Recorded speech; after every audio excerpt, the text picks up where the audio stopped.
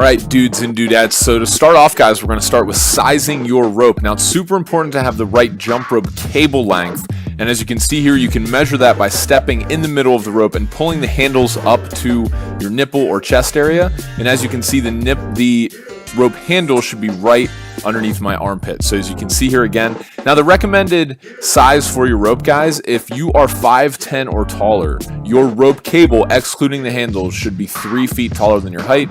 So I'm 6'3", so therefore my rope cable is 9'3", not including the handles. If you're below 5'10", just add 2 feet 10 inches to that, and that's the length of the rope cable that you should have. See, again, pulling it up into underneath my armpit. It's super important to have the right rope length because you have the right combination of tightness and ability to spin that rope. Now, holding the rope, guys, before we go all out and start showing you how to jump, you're going to need to know how to hold the rope. Now, notice here my body's in perfect symmetry. My wrists are jutting out to the sides of my hips directly, and jump rope is all about doing less. There is not a lot of movement involved, as you'll see here in a sec.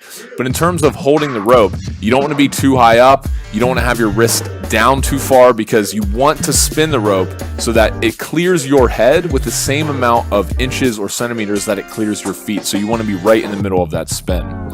Always have your knees bent, guys. I cannot stress that enough. You don't want to be, having your knees locked because that will definitely mess them up. You don't want to be having them, too low because that would be a really hard way to jump rope.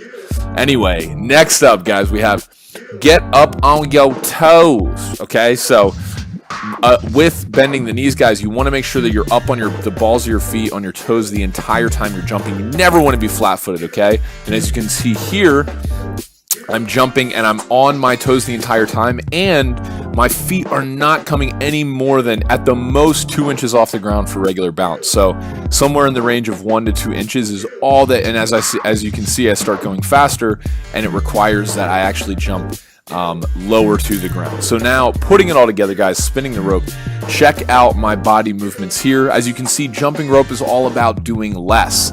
The only thing that's working here, guys, you'll see in a sec, my wrists. My wrists are controlling everything.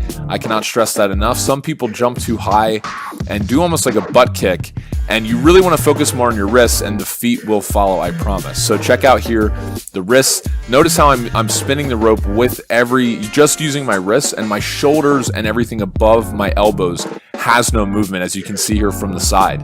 Look at that, perfect.